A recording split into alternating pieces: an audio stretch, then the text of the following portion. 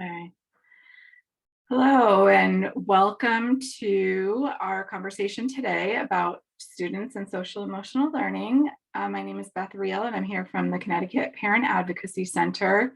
We are Connecticut's Parent Training and Information Center, funded by the federal government, the Office of Special Education Programs, to provide support to families with children with disabilities from birth to 26.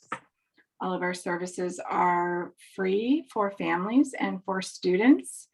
And for more information, you can visit our website at www.cpacpacinc.org. So this morning, I'm welcoming Kim Traverso from the Connecticut State Department of Education and Lisa Ann Williams from Aperture Education. And I will turn it over to them and we can get going. Welcome, everybody. Thank you so much, Beth. Good morning, and thank you, Beth and Laura. It's a pleasure to meet you, Laura, for the invitation, and it's a pleasure to be here. Before we get started with a wonderful presentation from Lisa Ann and Aperture, I wanted to just provide you with some context regarding social emotional learning, or as we call it, SEL. The Connecticut State Department of Education has been doing SEL work for many years, but due to the pandemic, it has moved to the forefront. These are definitely unprecedented times, and it's hard to sort of gauge exactly the psychological and the emotional impact on students and families, and even our staff members. So prioritizing support for students in schools is vital. Over a decade of research has helped us understand the critical role of social emotional skills and how this plays in each student's success in and out of school and in life. Skills such as making good decisions, persisting at challenging tasks, demonstrating self-control, building self-confidence, goal setting, and working well with others, just to name a few. To provide you more context, the State Department of Education conducted a statewide survey for Connecticut public schools during the fall of 2020. Now, the purpose of this survey was to provide the State Department with a snapshot, just a quick snapshot of what's working, what's in place, what are the current trends, what's emerging as issues, and what are they doing as far as initiatives related to social emotional learning across the state. The information provided was proven to be very valuable and a great resource in the decision to provide the Devereaux Student Strength Assessment, which is called the DESA. The DESA is available to all districts at no cost. Now, saying that, the SEL Universal and Supplement assessments are always strength-based, so it's not looking at a deficit model, and it is aligned to the Collaborative for Academic, Social, and Emotional Learning, which is also called CASEL. When we wrote the RFP for the SEL assessment, we had a great deal of criteria that we were looking for, and I have to say that Aperture exceeded those requirements. We wanted an assessment that had proven reliability, that was valid. The assessment had to be tested in multiple settings and with multiple demographics, viewed through an equity lens. It had to have universal and supplement alignment, family friendly, easy to administer, real-time information, and available, of course, in multiple languages K through 12. Basically, we're looking for an assessment that is established and has a great reputation. That is the DESA. Today, you will hear from Aperture and why we chose the DESA assessment system as a high quality tool to support our schools. Thank you, and I will turn it over to Lisa Ann. Thanks, Kim, and thank you, Beth and Laura, as well. Just a little bit about myself before we jump into the session goals. I was previously an educator in Connecticut and a special educator as well. And so I think my passion really has been from the beginning, making sure that all students, and especially students who have other challenges and needs, have the skills that can help them be most successful.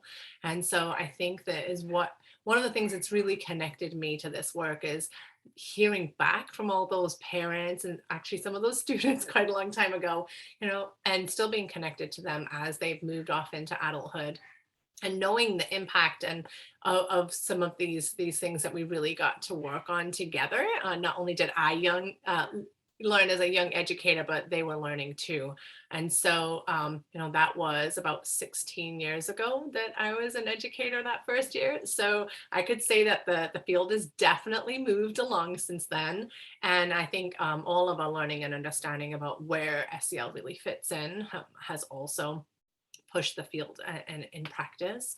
But today we did want to make sure that we can build the awareness of the benefits of SEL for students, schools, and that lifelong success piece, and also make connections to those SEL frameworks and our Connecticut SEL partnership. And so really that's what it's all about. School success is a small fragment of lifelong success. And it's what we as individuals and members of our families and communities really want for our children, is that lifelong success too. So we want children to be successful and be prepared. And that doesn't just come from academic content knowledge, but it really comes from having those skills to form relationships and supportive networks, and to get through life's ups and downs. And those challenges, they continue as we grow, and lifelong success and happiness and whatever life choices that our children make is really what we all want at heart. So just to think a little bit personally about this, I know we have a small group today, but I am still going to move into a little activity here. Lisa Ann, before you do that, I'm just going to ask Laura to introduce herself as well. I'm sorry. Thank you. Thank you. Well, hello, everybody. My name is Laura Knopp, and I am one of the parent consultants here at CPAC, and my focus is around transition to adulthood. I have several children who are on IEPs and run the gamut from speech to emotional disturbances, as they call it, to PDD and OS. So lots of experience in the world of IEPs and 504s. And thank you for having me. Thanks. Okay, Lisa Ann, thank you. Thank you, Beth. Thank you, Laura. I really appreciate you stopping me there, because it's so important to be able to still connect to you as a parent as well, and having that perspective. So thank you. I would like, if you can, to pull out, and anybody who's on Facebook Live, you can do this too, pull out your phone or pull open a tab and go to menti.com. And we're going to use the code 12991159 and input your response to the topic, really reflecting on a challenge that you experienced in school. What skills do you wish you'd had at that time to help you overcome that challenge? And so it is something that we all learn as we get older, and get better at, hopefully, and being reflective. But this is a chance to just think about your school experience. And of course, I know lots of districts are preparing to have children go back to school. And so this is probably something that as a parent you're connecting to too, that maybe that those feelings of excitement, anticipation, and of course other things right now I think are definitely impacting our thoughts as we anticipate going back to school. But just one word or a couple of words about those skills that you wish you'd had at the time to overcome it. And I'm dropping one in there myself, and I'm going to do a quick jump over.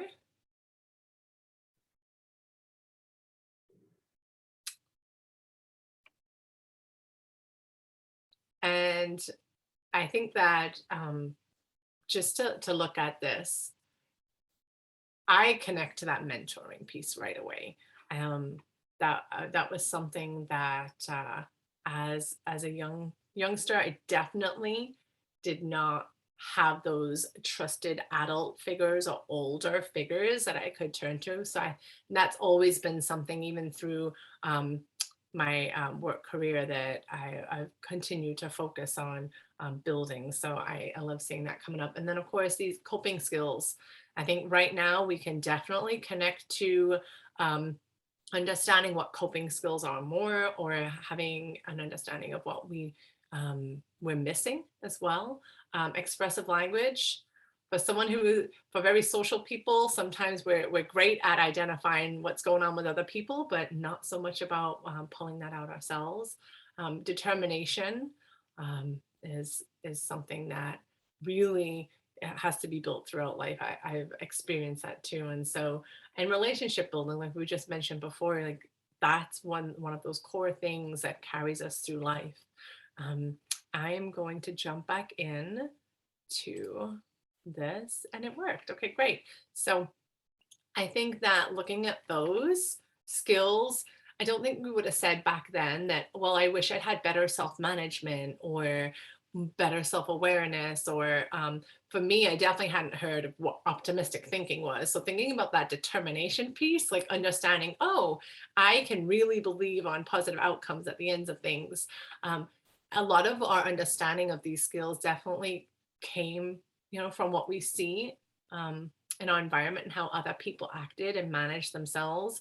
And for connecting to being a child and hearing what teachers said about me, that was something that was very stuck with my identity of, well, I see these people saying and believing in me in certain ways, and that can go both ways in those relationships with students. So these are definitely areas that we all have been impacted in. So I know we've already mentioned SEL. And so I just wanted to stop a moment, because as parents and educators, there's definitely lots of acronyms out there. So yes, SEL is something that we're hearing a lot about, social emotional learning. And of course, ACEs is out there too, adverse childhood experiences. CASEL, the Collaborative for Academic and Social Emotional Learning. We have the MTSS framework, which is that multi-tiered systems of support. And then of course, PBIS, positive behavior interventions and supports. And so with where this all fits in, what SEL is and what SEL isn't is really important. So social emotional learning is not something that we're looking at through a mental health and deficit-based lens when it comes to both Aperture and the partnership with Connecticut. We're looking at what are these skills that help all of us as adults, but really that are developed in childhood and throughout school, not only to be able to cope in life, but to be able to apply our abilities in different situations and to be able to problem solve. Yes, we're working alongside this multi-tiered systems of support, meaning when we understand SEL, do we meet students where they're at and be able to differentiate for what they need to learn and what they need to practice? And do we continue to challenge them so that they can extend this learning beyond just the classroom and into the environment? And so I'm going to go a little bit more into our SEL background. And this really connects, as Kim had said, to that CASEL framework. And within the CASEL framework, there are those 5 competencies, but you can see that there's that continuum of learning of where SEL occurs as well. So we're looking at explicit instruction in the classroom. We're looking at that school environment and the climate and culture, and those, do we have those connections from students and teachers into schools, but also from schools to families and caregivers and the community, because we do know that there are many layers to SEL, and what does this really look like when we're thinking about those authentic partnerships with families and caregivers? Are we really connecting to where that's happening in our communities and understanding the impacts and the variety of supports that are out there and connect back into the school community? So here are some descriptions of the competencies or kind of groups of skills that students, parents, and school staff can learn about, not only within the context of the classroom, but also as it extends into the community. And so these are the 8 competencies that the Aperture system does align to. They do also align up to those Castle 5. So when you're thinking about what does this really look like, so we're looking at self-awareness, that desire to improve, the awareness of strengths and limitations. Can you put language to feelings? So back in our little Mentimeter cloud, we saw that expressive language that falls in there. Personal responsibility. We're looking to our students know how to be a positive leader? Can they help others with a challenge? Do they complete what they say they're going to do? And what does that look like at home? I know for my own children, that looks like, can they help each other out if there's a problem in the house? When we're doing chores and I let them go off and be independent, are they going to follow through even though I'm not standing in the same room as them? So, these are like, what does it really feel like at home? And then, of course, our decision making, problem solving skills, and accepting responsibility for decisions. I had a real life moment on reflecting on choices this morning when my 4th grader gave me a little note that explained an incident that he had yesterday. And then I noticed a "please sign here, Mom." So I think that that reflecting and talking about choices and accepting responsibility looks different at different ages. And so that, of course, we're seeing how that plays out at school and at home. And then, of course, optimistic thinking, building confidence, having that hopefulness. And I think we can all connect to really leaning into that at this time, especially as we're going through a lot of changes and back to school and what that's going to look like this year. But really, this is where all of these domains not only connect directly from home to school, but are going to be interwoven into the programs and supports that schools have, and really connecting the language back to parents so they can see where this is fitting in with those career connections, the academic integration, and the SEL skills. So overall, the Collaborative for Academic and Social Emotional Learning has completed this meta-analysis that has looked at the impacts of SEL programs across, as you can see, 213 studies and over 270,000 students. And so really you can see through this technique, they've combined these results to look at these impacts. And overall, we're looking at the SEL when it's really brought into the school and it's applied in a well systematic way, that we see improved SEL skills, academic outcomes, better perceptions of self, but we also see these important decreases too. So when we're thinking about preventative mental health and also lifelong for our students, those lower rates of depression and stress and conduct problems.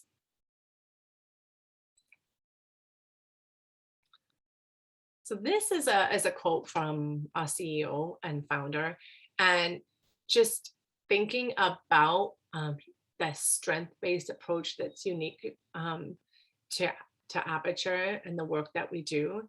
What we're really focusing on is we're changing that nature of those student and educator relationships. And that's at the heart of what we do. There has been that long history of assessments looking to really highlight deficits of a child or establish what overall risk level they are. And definitely coming from a special ed background, they're constantly trying to understand where a child fits in a diagnosis. And that is not what we're looking to do. We're not just focusing on this and losing sight of the strengths that all individuals bring to the table.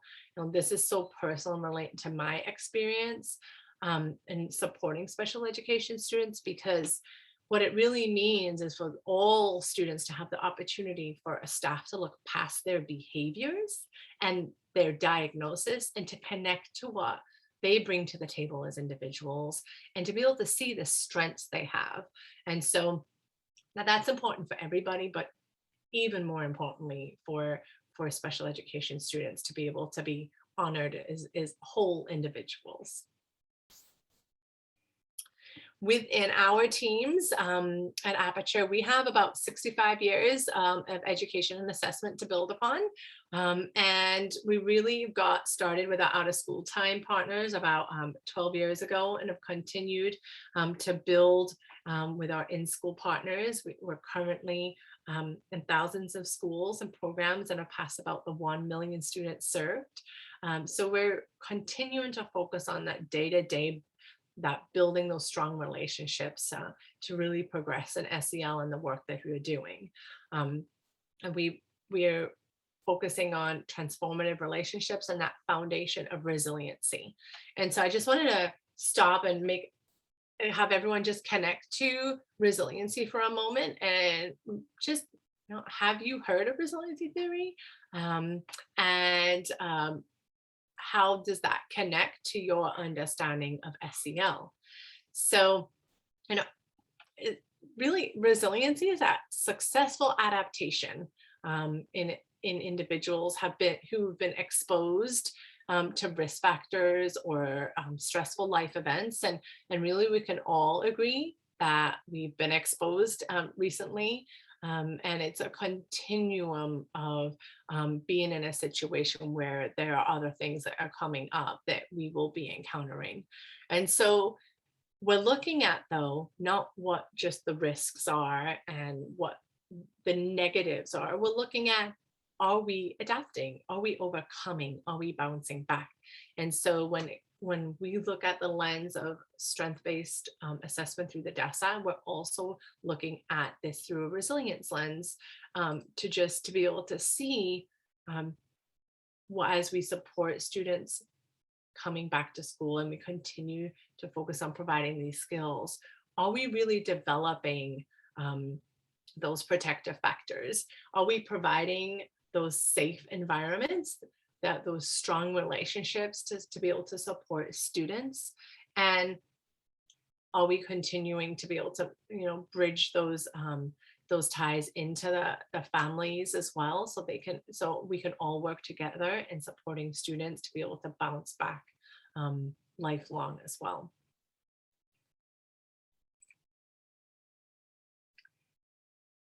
So as I mentioned before in our approach, we do align to the Collaborative for Academic and Social Emotional Learning framework. And you can see here what that breakdown really does look like. We do have that lens of building resilience and strengthening the positive skills to help students be successful in school and life.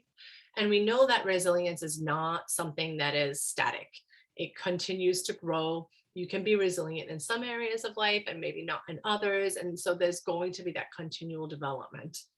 And these skills obviously look very different in kindergarten than they would in 12th grade. They're going to mature, they're going to become more complex, and these skills are also going to show up in different ways in different parts of life.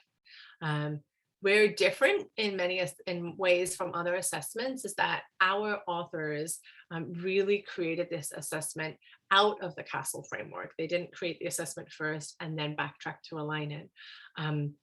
And so they really dove deep into these competencies to understand the skill sets and how they could be measured independently from each other. It was also during this process that they looked through an equity lens and removed skills that could be biased towards different cultures.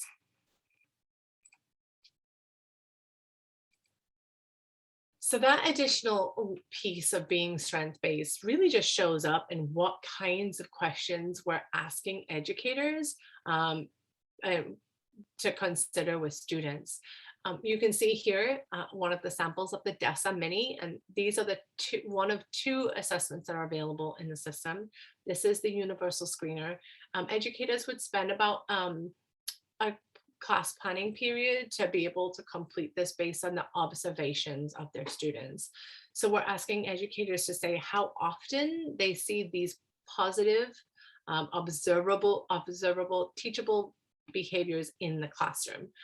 So not only do they learn a little bit more about what these positive SEL skills are, but then they immediately have an understanding of where things are showing up and where students are. You can see they're very simple. They're things that we'd want to see not only in the classroom, but at home as well. This is something that can also be completed by parents. So all of our screeners and assessments can be completed by educators, parents, and out of school time staff.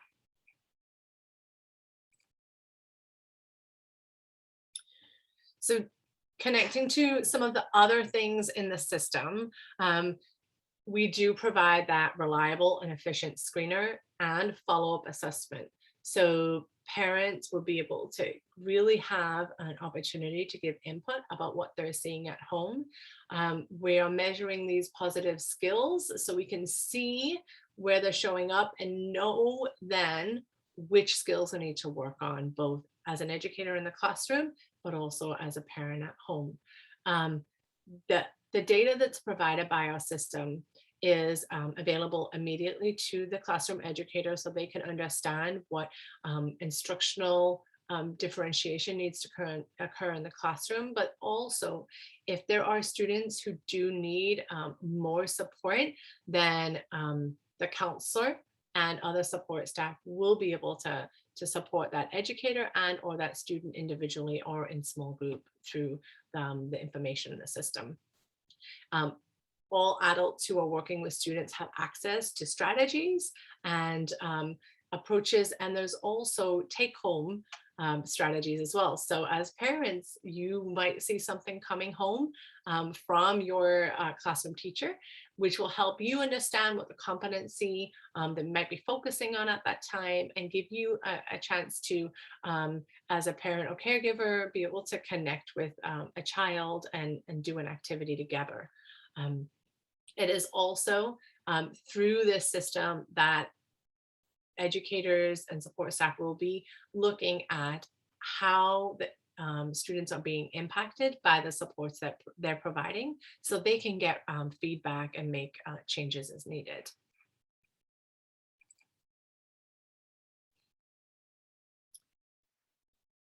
So additionally, within that strength-based SEL, this is really being able to promote not only school success, because we know that SEL skills that are being screened for and related to school success include academic achievement, they impact grade promotion and graduation rates, and even college persistence. And also the same skills are important for success in the workplace. And for parents to hear that educators are really supporting their child and engaging them on focusing on positive behaviors is a really different place to start than the more traditional route of, reaching out when a child is having issues, maybe negative behaviors that are affecting their classroom achievement or their peer relationships. So this is really a different way of connecting with parents and building these relationships from the onset. It does SEL from that strength-based lens supports that educational equity.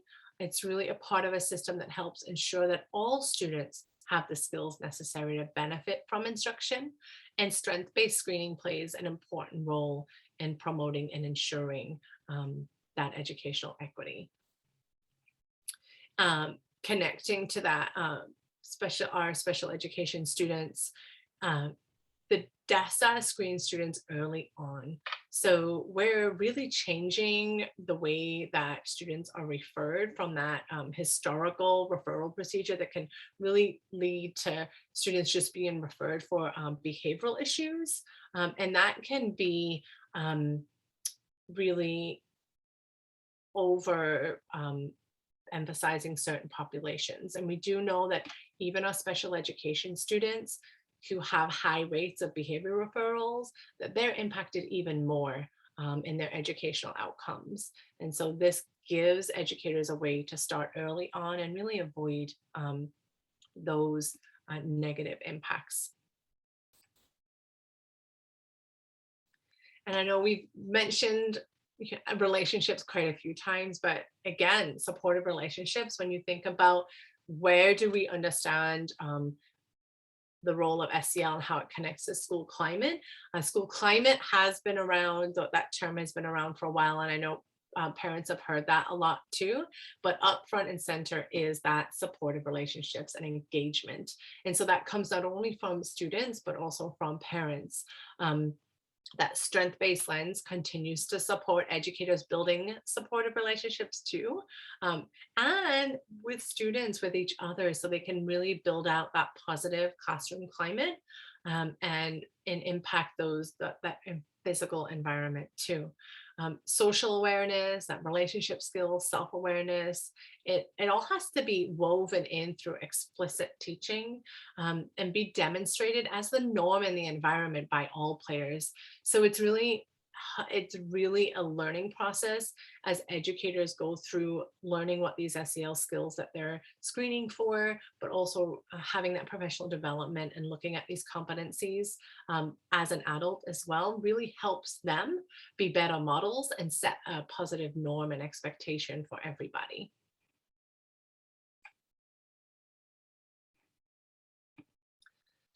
And so I did touch on a little how this information will be used, but here you can see a little further where SEL fits in this data and in practice for day-to-day.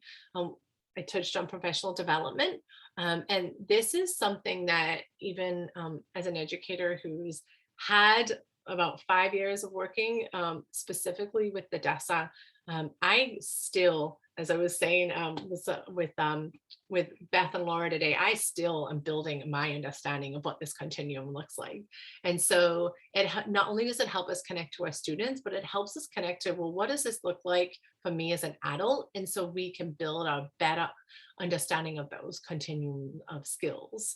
And again, fostering those positive relationships, being able to sit down and have those real conversations with how can we support our children, and to be able to look at things that from a perspective of we're building these positive skills. We're not just looking at fixing a problem. And when we're looking at the role of this data for schools and districts, again, parents continue to see this information tied into those student success plans and where districts are focusing on their strategic goals as well.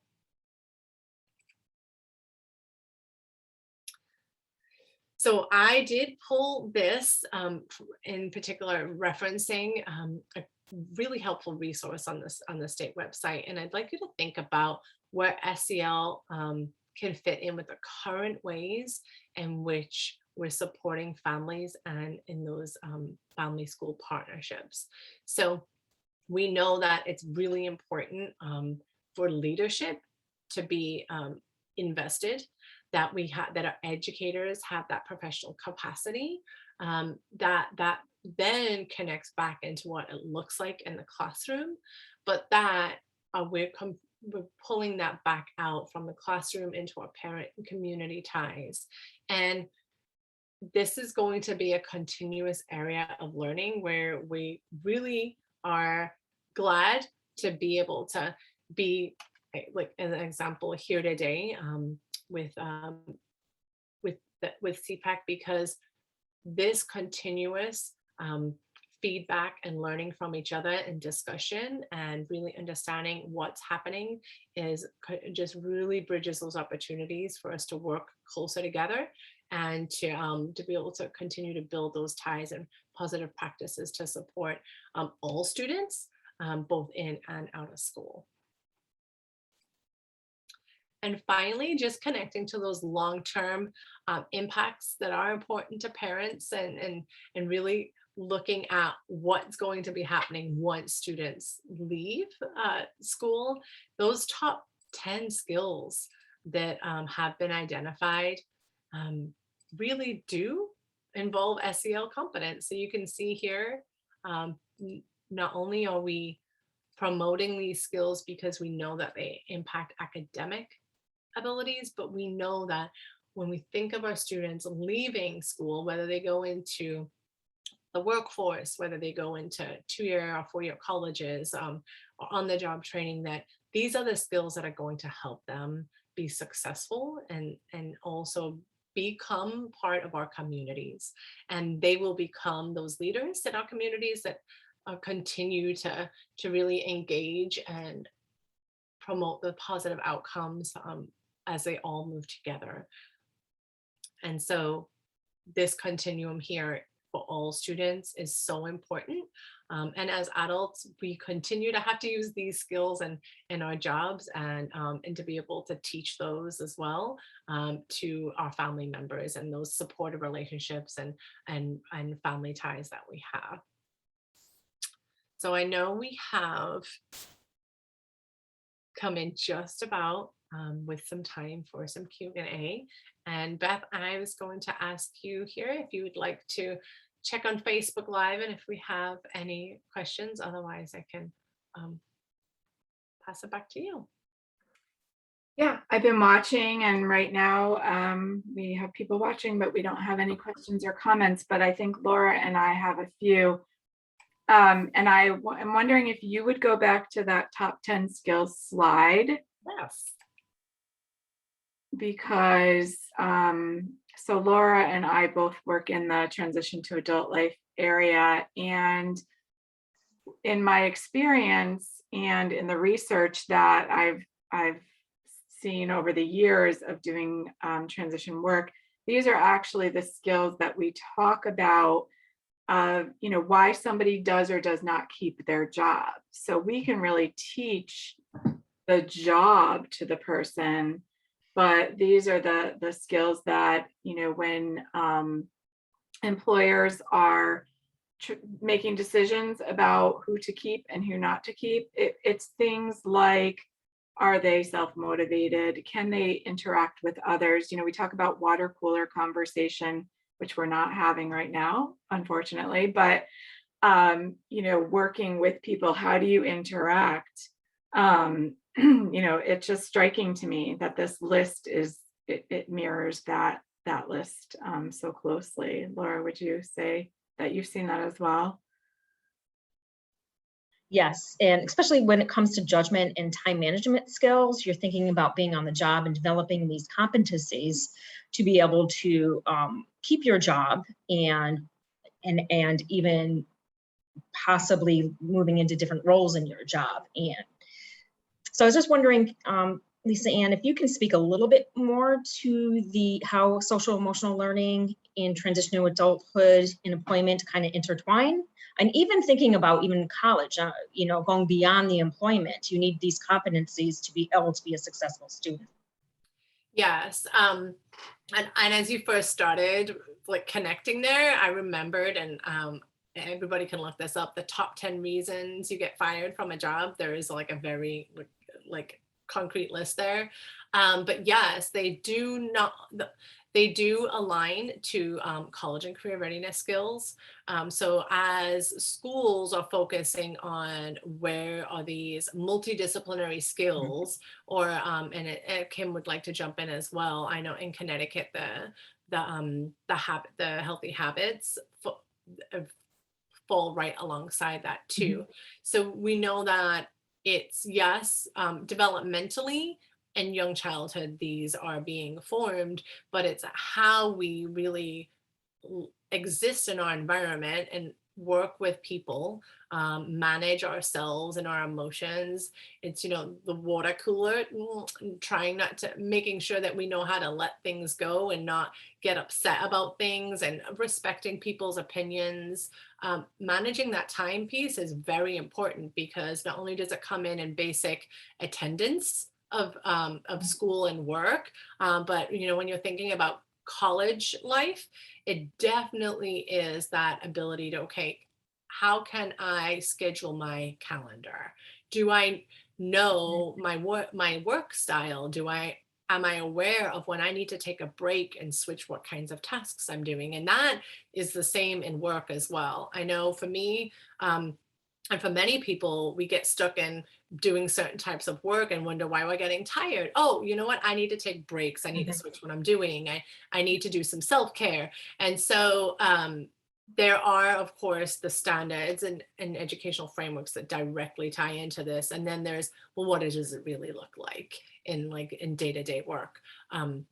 So yes, this is a continuum, and we've been working alongside you all in Connecticut, and Kim especially, to be able to have these concrete examples of when you look at the college and career readiness standards, or if you're looking at those academic student success plans in the different areas, like where do these skills fit in? And I'll let Kim talk a little bit more to that because she has some great examples. Oh, Lisa, and I think you did a great job. So Oh. I'm not going to keep on going because you did a great job. Oh, okay. Yeah, so there's two major components of that is the student success plan, which looks at academic, career, and social emotional development. And this is key to that.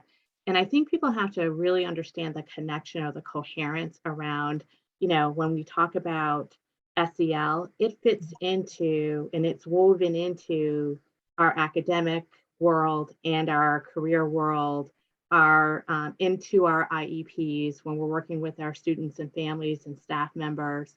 And I think that we have to really understand what the long-term skill sets that we're looking for our children to be successful in the world of work or in college and career, or just in everyday life. And even if we're talking about independent living. So what are those routines, expectations that we can do in developing those skill sets, right? That's one. And then also the key component, which I love everyone talked about here, is that the transition from elementary to middle to high school, there's this continuum that has to happen. And we have to start early with early identification, early interventions, in developing those skill sets that are necessary. And that goes back to what Lisa Ann was saying about strength-based approaches, right? So looking at our students and saying, okay, where are they on the continuum? And let's work on these skill sets so that those are really strong, so that they're working on those. By the time they're graduating, there's going to be really great skill sets.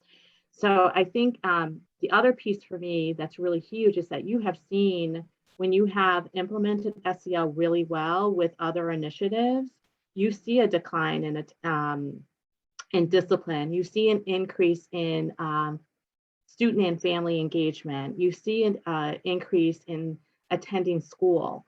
So we know the research is showing that, if we do this right, and we have to also make sure that we're not just doing our students, but we're also doing our staff. That's really in tandem. That has to work together so that we're all going in the same direction. So yeah, I love the question. Transition, I know that here at the State Department with Alicia and also with Pat Anderson, who used to be in that role, I was on that transition team. And so it is critical that we can develop these skills early on. Great. So I love the comment, Lisa Ann, that you made about, not just contacting home because there's a problem. The positive approach makes such a big difference. And, just like Kim said, in so many ways, that's really far reaching. So I guess I'm a little bit curious. I think, Kim, you touched on this at the beginning, but can you, for families that are listening or will listen to this, just tell us a little bit more about what the rollout looks like and what, families, so you said families might be receiving some of this information. And if I remember correctly, it's not going out to it's not starting in all districts at once, right? You're doing a rollout, or correct me if I'm wrong. No, you're correct. And I apologize, my other phone is ringing. Great timing. Yeah, let me just, I'm going to put it on silence. There we go. I apologize about that. So yeah, so we have a soft rollout, and Lisa Ann and her team has been working really hard doing their due diligence. We had cohort 1 and we had 33 districts already signed up and already started the process. We are currently now in cohort 2, and we're going through the application process right now, and we can take up to 75 more districts if possible. So, and then we'll have one more cohort, which will be 3, and that will actually, those dates will be rolled out soon. So there will be, for each of those sessions, there's an info session for the district. We do expect that one district leader attends, so that they have a clear understanding of what our expectations are, because it's not something where, okay, here you go, here's the package and you're all done. It's very extensive as far as the expectation, the commitment, and the time commitment to the project. Number 1 is looking at professional learning for your staff. Number 2 is looking at how well you are communicating with families, so you have that through line with families. The other piece is also the training and development on the actual tool. And then the other is technical assistance. So, and we are looking at this, yes, as something that we are rolling out statewide, but we are evaluating our progress and how well we're doing this and monitoring this progress, because we want it to be sustainable. And to answer your other question, Beth, as far as the families, we have some rich documents that we have developed. One is, which is going to be released soon, which is a document on Q&A, basically, for families about this whole entire process and what does it look like in a school. And we also have been doing like Friday Cafe conversations, so that parents and associations also can understand what we're trying to do here. Because we, first of all, wanted to make sure that people understood that it's not something that, again, is looking at a deficit, but looking at how do we build the strengths within our students, but also how do we make that connection with our families. And I don't know if Lisa Ann wants to talk a little bit more about that at all. There's so many things that you said right there, Kim, but I actually was really focusing in on that last part of, again, about the what does this really look like for parents and connecting with them.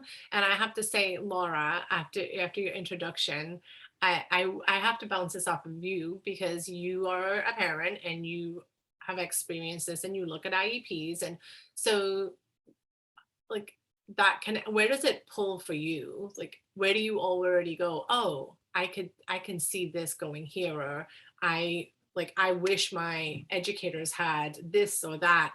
Like, are you already starting to think as well? Because my brain definitely goes in a little deep there.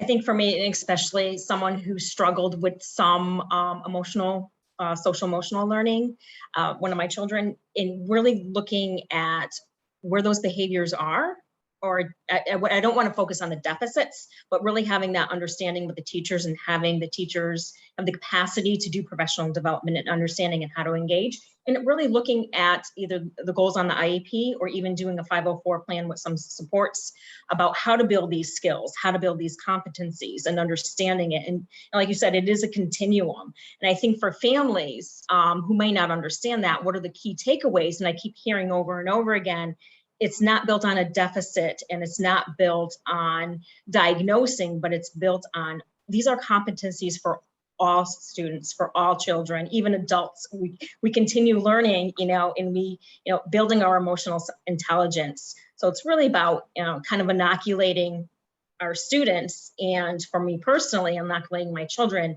how to do this on a regular basis. So I'm not sure if that quite answered your question, but I have lots of different thoughts and I could probably speak to this for another 10 or 15 minutes. Yeah, and just of course, you know, as a parent and a teacher and somebody who's been exposed to the desk, I've obviously had a lot more time to think about it. But yeah, Mhm. it really does. Like, how do I do this on a daily basis? Like, what does this really look like? And understanding you have more than one child, then there is definitely differences going on at home about who Right. needs to work on what, you know. I just had a real conversation with my second grader yesterday about the ninth grader and how, well, sometimes people have to practice thinking about how others might feel if they speak Right. in a certain way. And just because you are already aware of that doesn't mean everybody is. And so, you know, they're already like developing that understanding and tolerance of people have different things and that they're working on, and we're not all in the same place at the same time. And for educators, I totally connect to that because when you go from a special education classroom where that is a very deep lens, and then you move a child into a regular ed classroom, because that's our goal. We want all students to be most successful in the least restrictive place. And so if you have students in a regular ed classroom where there's not the same understanding and language and expectation of what is actually what that child can do, or where they might need support or what it should look like, then that's where I've seen a lot of the strain and stress come from. And Right. also and really children need those consistent expectations.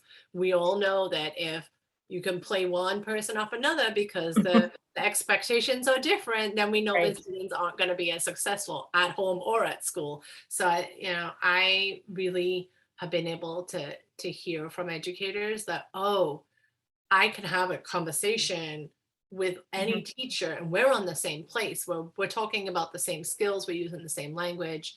And I think having that going to home as well is really important. Right. I think the school and parent relationship is definitely key, but also having the appropriate supports on the IEP and goals and building that depending, developmentally where that student is really key. And that would be the thing I would be looking at when I'm reviewing IEPs, like what are the concerns, what are the strengths, and how do we play to the strengths, and what are the goals and what are they addressing? And all those strengths, like if I can pull out that I think this is a strength for this child, is it really a strength and is something that is going to translate into real world as a strength? I've had some pretty real conversations with parents who've been like, yeah, they put in the strengths category of the IEP is friendly and has a nice smile, but like, how is that going to help my child in other areas? Like, what are the actual skills that are their strengths? And do people know that enough that they can use them when they're with my child to get more out of those relationships and opportunities to learn? So, right. I think you hit on something. It's really key. It's one thing to do it in isolation, but is that skill transferable to other settings? Yep. Yeah, the generalization is so important. Great. This is good discussion. I love it.